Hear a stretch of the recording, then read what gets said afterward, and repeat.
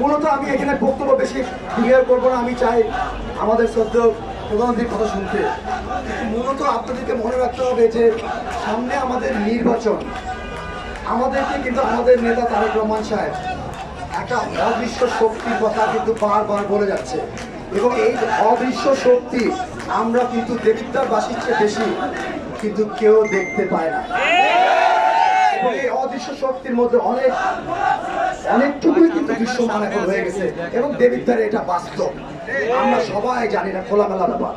আমরা যদি এই জায়গা থেকে না বের হয়ে আসতে পারি, এই 17 বছর আমরা কিছুই পাই নাই, পাইছি দেবিদ্বারে উত্তর জেলায় কিছু পাইছি।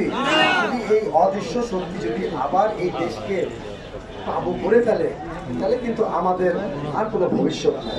এই জন্য আমি আপনাদের সবাইকে আহ্বান করব যে আপনারা সবাই ঐক্যবদ্ধ হন, নির্বাচনকে লক্ষ্য রেখে আমাদের নিজেদের মধ্যে যেই সব ভেদাভেদ থাকতে পারে এটা অভ্যন্তরীণ ব্যাপার, কিন্তু জাতীয় স্বার্থে, আমাদের দলের স্বার্থে, দেশের স্বার্থে আমাদেরকে একটা ঐক্যতা বজায় রাখতে হবে।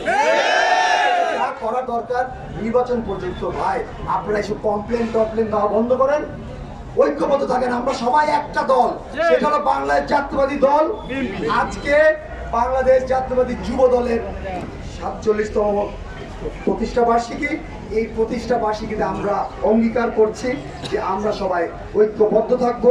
আমরা আমাদের ভেদাভেদ ভুলে গিয়ে আমরা দেশের স্বার্থে, দলের স্বার্থে, আমরা আগামী নির্বাচনকে লক্ষ্য করে আমরা যেরকম আমাদের প্রাণপ্রিয় নেতা জনাব তারেক রহমানকে দেশ পরিচালনায় বসাতে পারি এবং বাংলাদেশকে একটি নতুন উন্নয়নের ধারায় নিয়ে যেতে পারি, এইটা আমাদের লক্ষ্য রেখে আমরা এগিয়ে যাই ইনশাআল্লাহ।